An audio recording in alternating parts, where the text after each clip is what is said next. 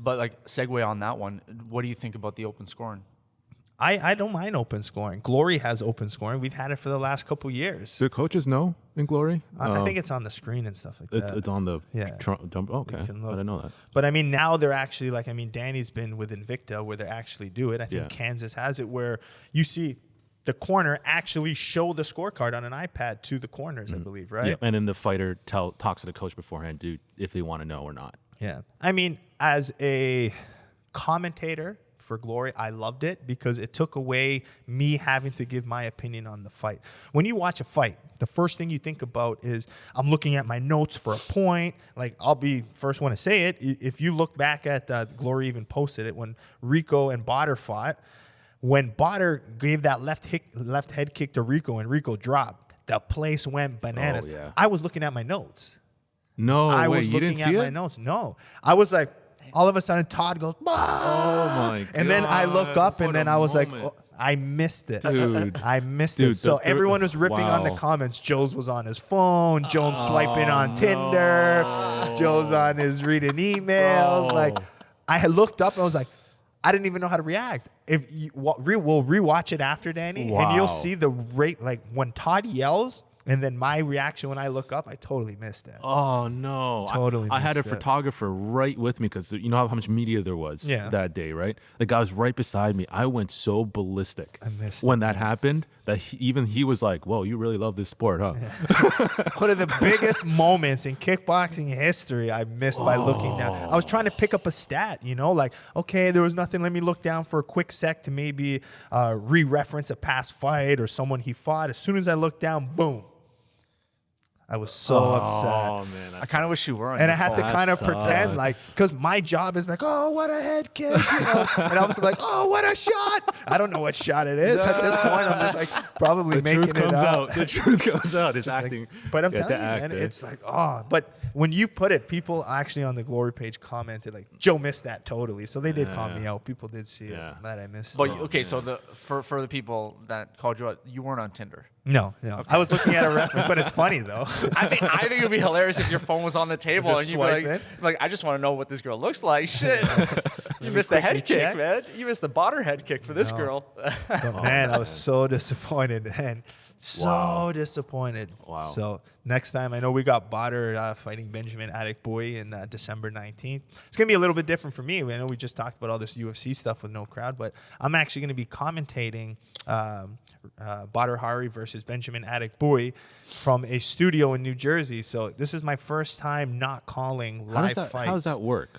Like, Good is it question. lag free live feed to We're you? going to find out in a week. Because wouldn't that be weird if it's like this, like a second of a lag? Someone gets knocked out and all of a sudden Or it's like, maybe it airs a "Oh." little bit. Maybe that little lag and then they air it 10 seconds later or something. I don't know. It's just like, but the coordination of you I saying don't know. it, like, That's me asking you that question. I don't know. I don't work in the Lagging truck. and I don't work in the technology. truck, but that would be very interesting to Donnie, see. are you going to be there? Or No, are you going? no, I'm not going to be there. Yeah, Because unfortunately. we can't. I Yeah. mean, there's no audience. There's no real travel. Like the only reason I'm calling it in New Jersey is because Todd Grisham is American. He's my broadcast partner, and Americans can't go to Europe now. So my boss, Bill Borson, we have to meet in New Jersey and just call it from there. So it'll be an interesting experience. Like when Badr Hari fights, like it's like Danny mentioned earlier, it's this environment, the excitement, the insanity of the crowd, the noise when he comes out, the goosebumps you get, and like And now it's going to be empty. it's gonna be empty. It's gonna be So that's going to be weird. I don't know. We're gonna. I don't know. Like, but when Badr fights, I'm usually so loaded in. I'm so excited that I'm kind of curious to see how it is, and we can do a podcast about it after to kind of see how that Yeah. experience was. So the comparisons, because you were a part of both of these, the Badr with the Moroccan fans, and then your first fight with in Turkey with Gökhan being Saki being the main event. Which one? Obviously, I probably know what the answer is going to be, but like, what the intensity between both? It's the Moroccans are nuts, man. The Moroccans are just insane. Yeah. They're just insane. Yeah. Yeah, I mean, it's just the way they come out, how passionate they are with their people, how much they support them. Like, it's crazy. I know the Turkish are like big fans as well, like when it comes to soccer and their athletes. But I just think the Moroccans and It's it like- being Badr Hari, man, like that guy's still just, It's like fear that everywhere. little crew that comes with Khabib every time he fights. Khabib fights, and then UFC has a little crew like his Khabib army. It's like that, but like times 30,000 or whatever. You know, like 30,000 of these guys. Didn't Like, these Moroccans like insane. stop the fight from like starting? In How the long first did it one. take? In the first one. Yeah, They the ran first the one. crates. The People were throwing things. They charged the ring. So the charged. second collision, they had to build barriers, barriers, yeah. and it was like a double layer barrier, and there were like insane amount of guards, insane. And in the production room, they were talking about how can we create a video that tells people not to fight because they were so scared. The fans were going to fight once Badr came out. It's going to be Badr fans versus Rico fans, right? And they're going to fight in the stands. So they had to create a video. Yeah, it's the passion, man. That Moroccan passion behind that's how Badr, insane but it is. Yeah, I'm telling you, Badr to me is like when you see him, it's like you get that Conor McGregor vibe from him. Oh yeah, I think he's the worst. I think Conor's a lot of like like just general fans that love his energy. Yeah. I don't think they'll go to war with him. No. The way these guys will go to war for Badr. You should have seen Badr. We just did a press conference with him yesterday, and the lines. He's just the king of the one-liner confidence. So like he's just so good. He's like, respect. There's no respect. Just violence. Just violence. And I was just like, that's a scary man. There's no respect in this. It's just pure beatings and violence and knockouts. And he just looks dead right in the camera and just like violence. And I was like, man, I'm scared. Damn.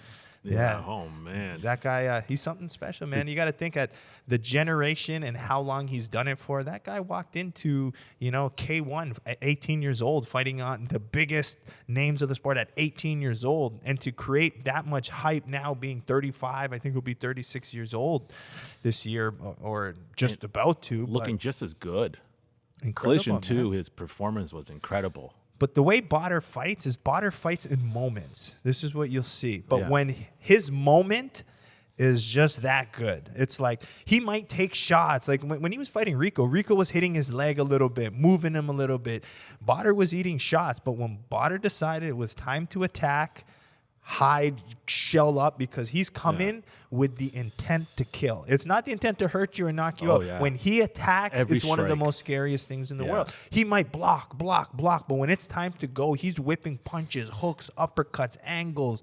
Like he just goes with full intent. And again, with Matt all the time, I said, if you're going to commit to a combination, all in or don't do it at all. If you hesitate that little bit, there's an opportunity for a counter, you second guess, all in or all out. And when Badr attacks, he has such bad intentions that's what makes him so dangerous. Even Rico, like block. Then all of a sudden, boom, boom, boom. Like at one point, like I said it on the broadcast, I'm like, I have never seen shots like this. Two heavyweights sitting in a pocket, whipping as hard as they can. And it's like different because like Badr's not like man. he's not like built like Rico. He doesn't look like an action figure. But that dude hits like it's insane. Every time he hits, you can see it hurts. Yeah, that attacking style, like I'm saying, it's in moments. Like you're not going to see him win, score points, touch, move for a little bit maybe, but he doesn't, at the time is when it's time to go, he's going to explode with 100% power, 100% confidence, and that's why he's finishing right in that first round is so high. Can you handle his power is the question. It's like the Mike Tyson. Like you come in, he moves, he gets ready, but when it's time to go and Badr unloads, it's like, can you handle that power? Yeah. That's it. I mean, you got to think like for a big boy too. Like, I mean, you look at Rico, you look at him, you would think Rico would just outpower him.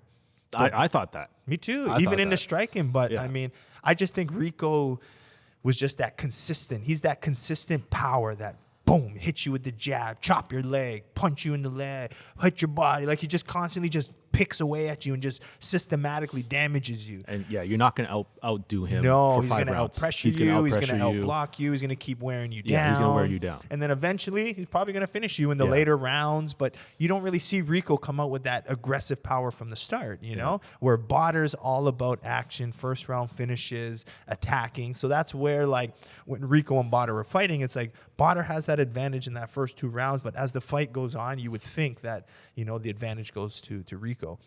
But this fight, I'm excited, man. We've seen Benjamin Adekboye get dropped a few times. We saw him get dropped by Sadiq, but we also seen him have good knockout power with good jabs. So if he can kind of keep Badr at the end of his jab, kind of pick his points, and just kind of wear him out, I think, you know, he'll have a decent chance. It'd be a huge shocker if he won. Is he still with?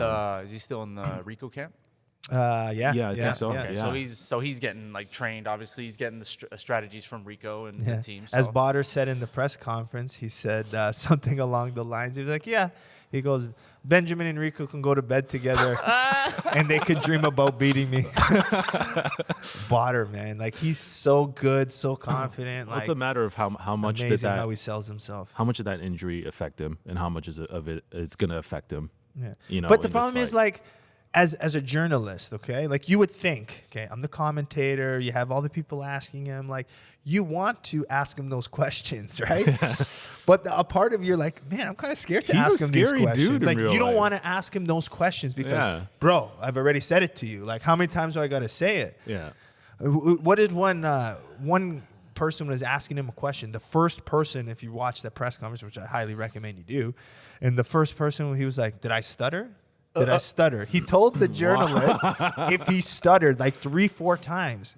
So like at that point, I'm like, man, I don't want to ask him anything else because he's gonna freak out. He's gonna snap. He's gonna freak out. So like if I talk to him next week, we're doing our Zoom pre-fight interviews. I'm like, I gotta be very selective with the questions because for me, I kind of want to ask him and be like, all right, like how bad was the injury? What did it affect you? What was it exactly? But he won't get into those things. I don't care about the past. Now I'll show you now. Like he always puts a question on how he's gonna do well that night. So a few questions. Like my biggest question with Badr for me is understanding that he's changed a little bit, and so have I with my training. So part of me wants to be like, okay, Badr, like before you were heavy deadlifting, probably sparring, knocking your opponents out, taking big shots, but now I see him doing like rehab stuff, mobility, single leg deadlifts. He's doing more functional, lifestyle, type of training that could last him a while and for life. So those are the types of things I want to ask him, but I just don't know how open he is to answering those for me. But I really want to sit there like, man, you're talking to a legend. I want to pick his brain He's about a the legend, training, the mental aspects. Like, how does he prepare for a fight? He's so close, Honestly, off, like closed doors. You don't see anything. I want to know how often he spars, what types of training he does. He's earned that respect because of his legendary course. stat. He's earned that respect. He's the one guy that even in the production side of things, it's like if Badr Hari says he's going to show up at 3:00 and he shows up at 3:30, you don't say anything. No, First of all, you just go. you just wait. You act as if it's 3:00. Yeah, but 30 minutes is not. He's usually later than 30 Yeah, minutes. he's usually later than 30 minutes. But also, it's like if he's there, you better be ready. Yeah. Like he's the one guy you don't keep waiting, and he's the one guy that you almost like you don't poke the bear. You don't poke him. Like every other fighter, we're taught to hype up the fight. So ask the questions to make him talk shit. Scared every question. But Badr Hari is like, okay, that's what he gives us. That's what he gives us. Joe's got to preemptively go, okay, don't be mad, but Still, I don't know. This question I have for you. But my favorite Badr story for me was two. I got two Badr stories. The first one is never met him. I'm calling his first fight ever. Nervous to do it. I want to make sure everything's on point. I'm killing this call for him because the last thing I want him to, I say something wrong or bad on it, then he's kind of hates me. I want to create a relationship with him, So he does, we're doing rehearsals the day before this time because it was a big show. And he was doing his pre-fight little thing in the ring, feeling it out. He was there with Big Mike. All of a sudden, he comes around, comes down the ring, comes by the commentator's booth and sees me and Todd. He's like, Valtellini. And I was like, hey, Badr, what's up, man? Nice to meet you kind of thing. He I grabs love how cool you played it there. yeah. No, it was. I was like, yeah, man, cool. Like, whatever. I was cool. I had to. Yeah. So what does he do? He grabs my bicep. He's like, pretty good. So I gave it a nice little flex to make sure it felt, he's like, you're in good shape kind of thing. He's like, but I heard you think Rico's going to win. And he looked at me dead stare in the eye. He's like, you think Rico's going to win? It's like, yeah. Man. I was like, well, yeah. I was like, I think I would be a bad journalist if I said you were going to win. I'm like, you haven't fought in years. This guy is undefeated in the last 5 years, dominating everyone. I said, I would think I'd be a bad journalist or an analyst to say that kind of thing. Yeah. And he just kind of like just a nod and kind of went off and kind of thing. The next time I saw him, his next fight, I think at that point he was fighting Hezdi Gergis. And then I guess at one point he maybe did a little bit more research on me, and he complimented and he said he really liked the YouTube videos. That's crazy. Yeah. So that to me, he made up for the bicep grab. He did say my bicep was big. Okay, so that's pretty good. Yeah. But that's pretty nuts. The YouTube channel is definitely to think that to hear that to him say it was good. We made something and Badr Hari watched it. Yeah, I'm down. That's freaking crazy. I was really excited to hear that. I was like, right. But he really complimented my style and Yeah. really liked my heart, he said. And he goes, the videos were good. He says he likes the videos. So pretty cool.